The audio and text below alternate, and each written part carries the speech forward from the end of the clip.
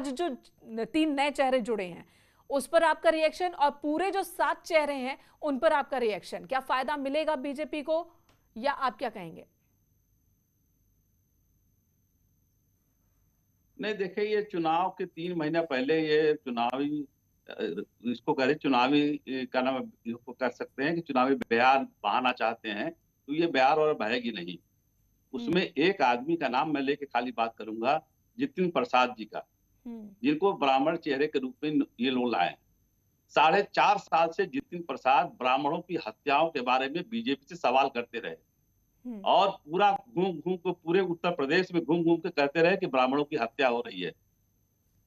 तो अब ये भारतीय जनता पार्टी में चले गए हैं, अब ये भी गए हैं, और मंत्री बनने से पहले ना एमएलए थे ना एमएलसी थे, अब उनको एमएलसी बनाया गया है। ये फिर ब्राह्मण समाज में जाके क्या मुंह दिखाएंगे कि अभी 4.5 साल तक तो आप तो बीजेपी की धज्जियां उड़ा रहे थे, अब कैसे आप बीजेपी के साथ में खड़े हो गए? तो ये सीधा सीधा मामला है। खान साहब, ये सवाल किसी एक नेता के साथ तो जुड़ेगा नहीं। खान साहब, ये सवाल हर उस नेता के साथ जुड़ जाएगा जो एक पार्टी को छोड़कर दूसरी पार्टी में जाता है। फिर अगर कल को कोई बीजेपी और कांग्रेस छोड़कर आपके साथ आता है तब भी ये सवाल वाजिब होंगे। मेनका जी सुन लीजिए, मैं पार्टी की बात नहीं कर रहा हूँ, मैं विचारधारा की बात कर रहा हूँ। मैं विचारधारा की बात कर रहा हूँ। जिस आदमी की विचारधारा ये रही हो, और अगर पहुंच कर, जैसे मान लीजिए मैं आपको गाली देता रहा हूँ और फिर आपसे गले मिलूं, तो क्या कुछ कमजोरी होगी तभी तो गले मिल रहा हूँ? एमएच खान तो ये सीधी सीधी विचारधारा की बात है। एमएच खान साहब, माफी के साथ कहूंगी राजनीति में विचारधारा जैसी चीज अब कुछ दिखती नहीं है, बची तो दिखती नहीं है। खैर, सब कुछ नफा और नुकसान पर होता है, फॉर्मूला देखा जाता है, गणित बैठाए जाते हैं कि कहाँ क्या फायदा होना, और वहां जाते हैं राजनीतिक दल। होने दे रही हैं आप, देखिए मुझे टोका टाकी कर रही है, मेरी बात पूरी नहीं हो रही है, मेरी बात पूरी भी नहीं हुई है, टोका टाकी कर दिया आप अपनी बात पूरी कीजिए, तो मैं जवाब क्या दूं? पूरी, हाँ, आप सुन लीजिए, ये जितना मंत्रिमंडल विस्तार करना चाहे कर ले, जो कुछ करना चाहे कर ले, सर के बल हो जाए तो क्या पेट्रोल का दाम कम कर पाएंगे? क्या डीजल का दाम कम कर पाएंगे?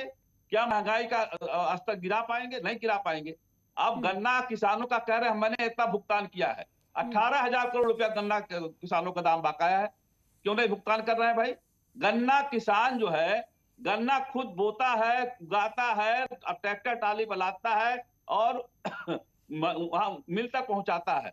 कोई आप भुगतान करके गन्ना किसानों का एहसान नहीं कर रहे हो, आप उसी के माल का पैसा दे रहे हो, वो भी इतना बकाया है।